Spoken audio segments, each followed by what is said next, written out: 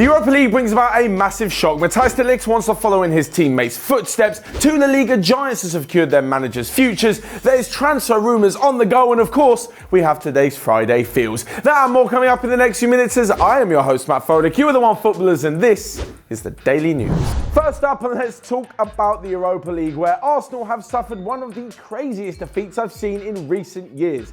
They lost 1-0 to Belarusian side BATE Borisov last night, and not only is that BATE's first ever win in a European knockout competition, it's also the first ever time they've managed to beat an English team. Now things could be worse for Arsenal. They got Alexander Lacazette sent off for an elbow, and this is all with a pretty strong side. Unai Emery named the same 11 minus 2 changes from the side that beat Huddersfield at the weekend, and well, to be honest, things aren't looking so good for them at the moment. However, Arsenal fans, fear not, because next week back at the Emirates, I've no doubt that you'll probably put 3, 4 or even 5 past BATE and move forward to the next round of the competition. But for Arsenal fans, you'll pretty much have to accept the banter for the next few days for the fact that you lost 1-0 to Barca. Elsewhere in the UEFA Cup though, Chelsea just managed to edge past Malmo with a 2-1 victory in Sweden, although in the return leg anything really could happen with such a close scoreline. I know what you're going to think, yeah, Arsenal's only 1-0, but they are at home and that was kind of a freak result. With Chelsea these days, you never quite know what's going to happen. Elsewhere though, Inter Milan without Mauro Icardi after he was stripped of the captaincy managed to win 1-0 in Vienna. Brendan Rodgers and Celtic suffered a damaging 2-0 home defeat to Valencia, and there was a fantastic result for Benfica, who bring a 2-1 victory back from Galatasaray in Turkey. But now to a bit of transfer news, and it involves wonder kid centre-back Matthijs De Ligt from Ajax. Now apparently he wants to do what Frenkie de Jong has done and agree a deal to move to Barcelona in the summer. This is according to teammate and Ajax goalkeeper Andre Onana.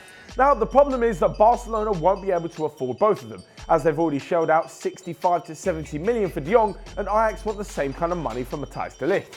This means that they could be spending around 130 to 140 million on the player, and it's not that Barcelona don't have the money, it's just that they need to raise funds first to avoid falling foul of any of the financial fair play regulations. But who will Barcelona be saying to bring in some money?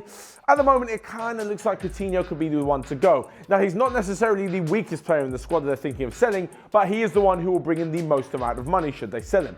Of course, players like Thomas Vermaelen could probably leave, but he'll probably get 10 million at best, and that's not going to help when it comes to spending 140 million. If Matthijs De Ligt doesn't end up moving to Barcelona, well, his second option appears to be Manchester City. To be honest, moving to Manchester City isn't much of a step down for Barcelona, as playing under Pep Guardiola is the closest that you're going to get to the Barcelona style of football without actually playing in the Nou Camp.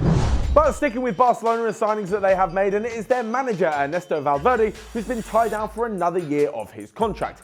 He will stay at the club until 2021, despite rumours earlier in the season that he wasn't exactly the most popular figure at the club.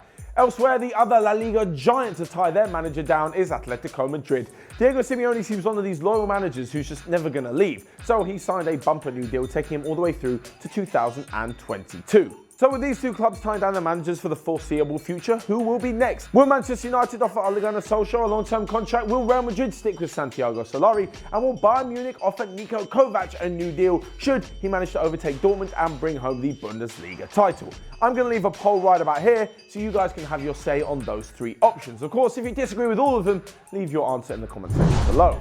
And next up to some transfer rumours that are still on the go, as we mention every day despite the window being closed, because everyone's making their summer preparations already.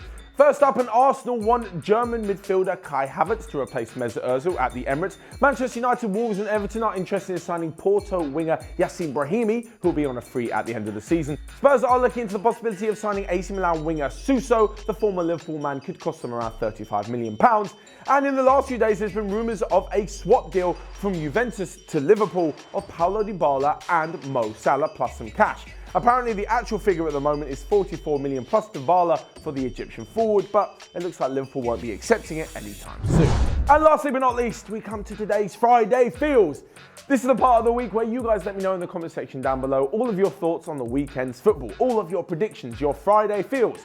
Hence where it gets the name. Now this could be about a player, a club, a goal scorer, a manager, a team, whatever you guys want, and from any league, any players, let me know. For me, my Friday feels this week are that Atalanta will beat AC Milan and move into the Champions League spot in Serie A. Dortmund will get back to winning ways in the Bundesliga by beating Nuremberg. And Barcelona will get their first win of the month as they host Valladolid. Ernesto Valverde's men have got 3 draws in a row and haven't actually won since the end of January, but they beat Sevilla in the Copa del Rey. But that's all from me for today. Make sure you smash the like button down below. And as I said before, leave all of your comments in the comment section where I will get back to you guys, especially your Friday feels. You can also click here or here to check out all of the other videos that we've got going on Onefootball. But until next time, have a great weekend and I'll see you guys later.